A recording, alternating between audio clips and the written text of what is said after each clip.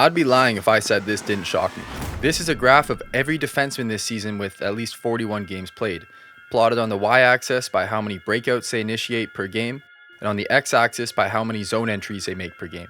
The higher up you are, the more you help your team transition out of the defensive zone, whether that's from passing it out of the zone, breaking it out of the zone by stick handling the puck, or just grenade dumping it out of the zone. If your team establishes control, it's a breakout.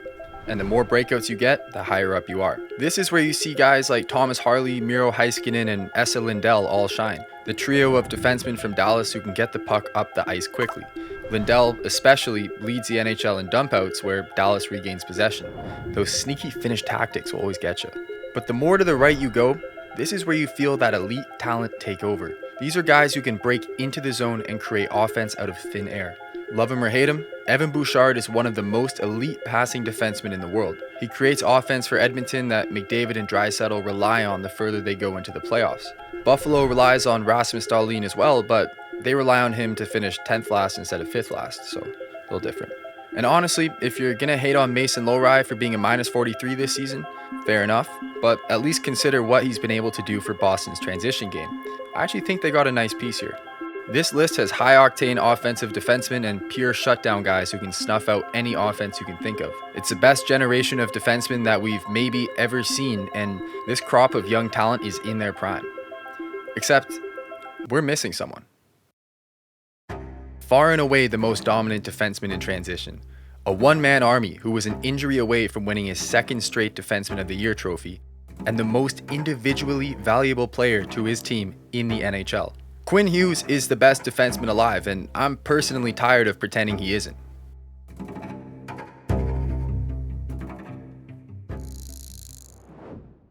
Okay, listen, 2018 was a weird draft. It was loaded with defensemen, headlined by Rasmus Dahlin, the closest thing we've seen to a generational defenseman prospect in the last 40 years.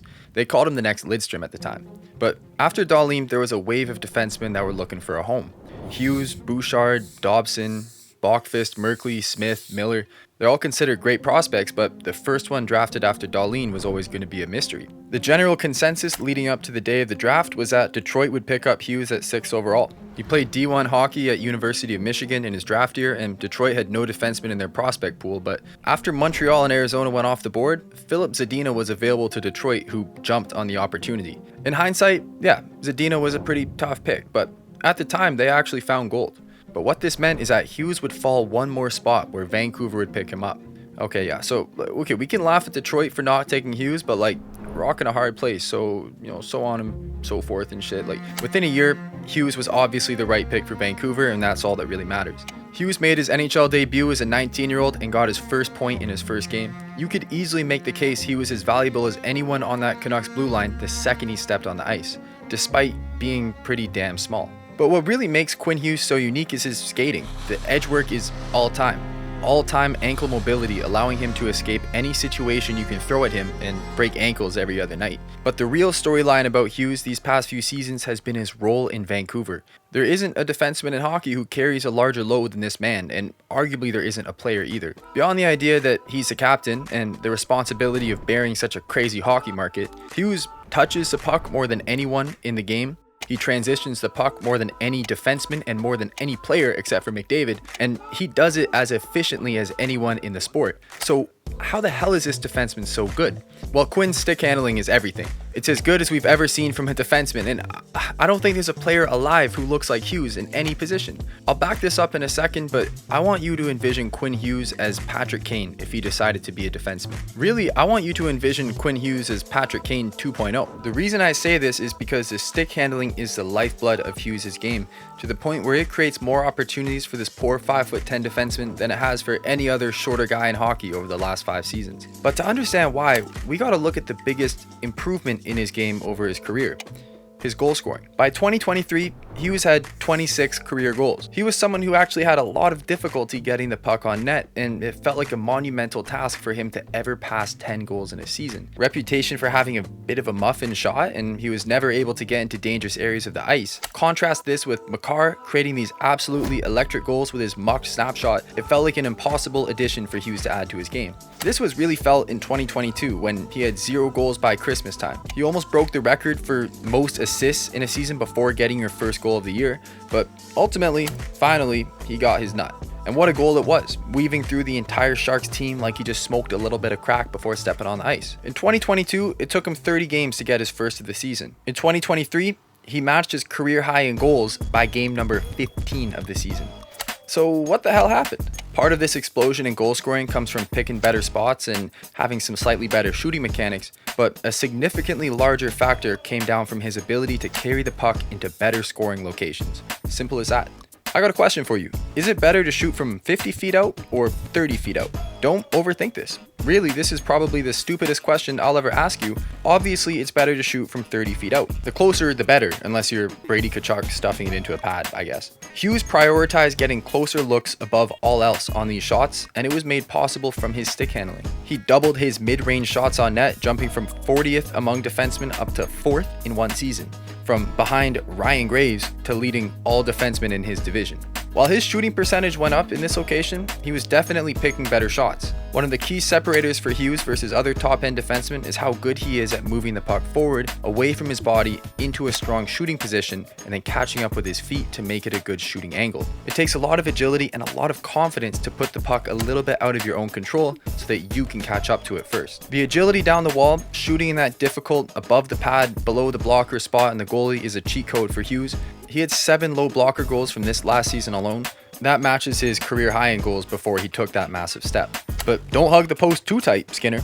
When Hughes is coasting down the left wing, he's looking for every option. This ability to create better shooting angles directly led to better passing options and more playmaking. This last season was a record for passes to the slot per game, while also managing the most inner slot chances per game in his career. The stats are gross, and that's great, but if you watch him play, you'll pick up on how strong this passing and shooting combination really is. Like that monkey off the back goal from a few seasons ago, weaving through the entire Sharks roster to create scoring opportunities made him look like a Be A Pro character. He's the entire package offensively. Your team should have the advantage with him on the ice, no matter who he's with. It's a constant dual threat of his playmaking, always ready to find another look if it presents itself, and his stick handling and edge work. You can't step up on him, otherwise he's going to create one of these crazy goal scoring looks. Especially since these last few seasons, he's gotten so effective on the backhand. Patrick Kane, is that you? Against the Rangers, he creates an immediate spread for the Canucks, forcing the New York structure to expand. Once Hughes has the open ice downhill and the Rangers are out of position, the game is out of New York's control. Trouba thinks that Quinn Hughes is going to rip it from the dot, so he gets down to block the shot. Fair enough. Quinn is keeping the puck in a shooting position, keeping the option open, but in the back of his mind, he's getting ready for Trouba to fall so he can cut into the open ice. In this position, he still keeps his options open. If Smith rotated properly, he would be quicker to prevent a shot. Hughes keeping it on the backhand allows for both the shot on net or the pass back door to whichever Canuck is out of Lindgren's control. How about you just score it though, hey? Like any proper system of excellence, this all feeds into itself. You're worried about his edge work, so you have a little bit of a looser gap, but then his playmaking is good enough that you don't want to give him enough time, so you try to break it up early, but his stick handling is so good, he wants you to reach so he can teach. And yeah, his stick handling is good. Like I said, it's the lifeblood of his game, and drawing back to the Patrick Kane comparison earlier, there were 97 players this season who averaged at least 1 deke per game. Top of the line players who prioritize stick handling as a means of creating offense. But of those 97, there are only 3 players who have averaged 2 or more successful dekes per game. Their names: Connor McDavid, Jack Hughes, and Quinn Hughes. Except Quinn is significantly more efficient than both Jack Hughes and Connor McDavid. The stakes as a defenseman mean if you try that brazy land on your lateral malleolus hard punch turn at the blue line, you can't wipe out. You can't mistime it or turn it over because otherwise it's an immediate breakaway the other direction. Quinn is ice cold in these potentially game-losing positions, and he has a nearly 90% success rate on his dekes. This is the Patrick Kane I'm telling you about. Showtime moments like when he broke Nyquist's ankles to set up a game-time goal in the playoffs, or when he shimmied around Pavel Buchnevich to set up the game-time goal with 3 seconds remaining in the game to keep the Canucks alive in the playoff race. Goddamn! A good skill move has a purpose. And for Quinn, that purpose more often than not is to support his transition game. He leads all defensemen in the NHL in end-to-end rushes, breakouts, and zone entries. He's a one-man offense in Vancouver in the truest sense, and that's reflected in how the strategy has worked the past few seasons for the Canucks. Everyone wearing that Orca Canucks logo plays a patient counterattack game, finish your checks, force turnovers, and in the offensive zone, the more old school traditional 3-2 method, park your forwards down low, keep your defensemen up high, keep to the structure. Unless you're Quinn Hughes, who was given the largest green light of any defenseman you have ever seen. It's why he led Vancouver in maybe more stats this season than anyone has led their team in stats before. Quinn Hughes was the entire Canucks offense, and he plays defense.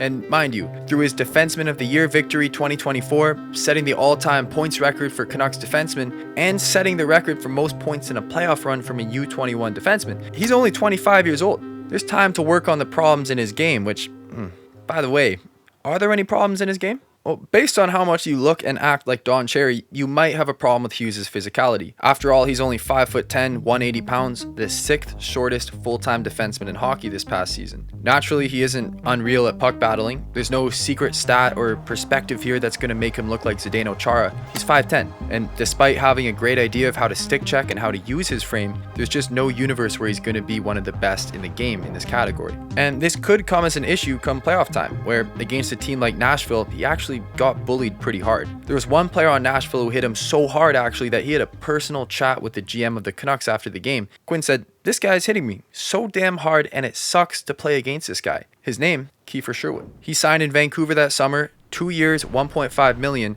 a kind of nothing move from the perspective of the advanced analytics, but sometimes when you know, and Chief Keef just set the all-time NHL hits record the very next season.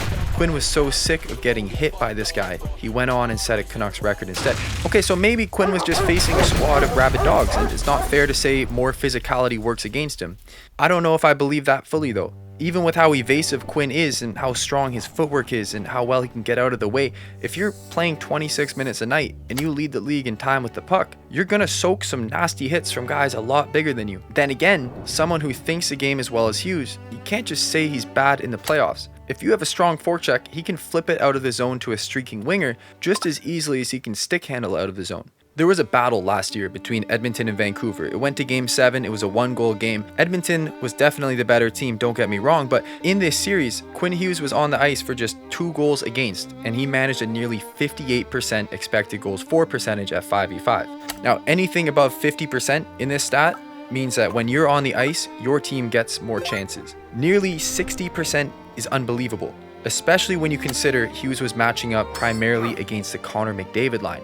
In fact, in his 40 minutes of 5v5 ice time against McDavid, the Canucks were better than Edmonton by a lot. The Canucks had 12 high-danger scoring chances and only 6 against. They outchanced Edmonton and they outshot them. When Hughes was on the ice and McDavid was on the ice, Vancouver was a better team. Now, part of this was a really defensively minded team buy-in from the entire roster in Vancouver, but Quinn makes the right plays in these rush situations, completely removing any chance for a pass while also being able to stick with McDavid if he drops a shoulder, forcing a weaker shot. Mind you, not every minute of playoff hockey is chucking shoulders into chins. You trust Hughes in any situation where he can use his stick before his body, intercepting the pass and drawing in Connor Brown before making the pass that ultimately clears his zone. That's a breakout for Vancouver. Still, I think the playoff part of the equation is yet to be solved. We haven't seen him dominate in a playoff series, but we also haven't seen him be bad in a playoff series. His first taste of real playoff, everything on the line hockey was last season in some of the most physical battles of the year, and he was still definitively the best player on the Canucks. And like I said, this guy is only 25 years old. He's the face of this franchise in one of the most meteoric rises we've seen from a player this decade. Don't get me wrong, when he first came in, he was good, but very few people could have accurately predicted him being this good. Maybe the best pure stick handler in the league, maybe the best edge work in the league, maybe the best one-man army in the NHL, and if he stays, Quinn Hughes might be the best Canuck in the history of the franchise, a team that's needed something to cheer for a long time. And can I go on the record here? I don't think Quinn is leaving Vancouver. That's the narrative right now, okay. But I see an ultra-competitive player that's leading a roster. He chose to not go to 4 Nations so he could focus on staying healthy in the Canucks playoff push. The team signed his best friends in Demko, Garland, and Besser to extensions this summer, and if they make the playoffs, I don't see why Hughes is going to leave. Unless the wheels fall off. In which case, there's no way in hell I think he should stick around Vancouver going through another rebuild. A player this good belongs in the playoffs. And I think that's where he's going to be this April. Quinn Hughes is the biggest one-man army in hockey, and damn, he is the best defenseman in the sport. If you enjoyed this video, please subscribe. Thanks so much for watching. Quinn Hughes is better than Evan Bouchard.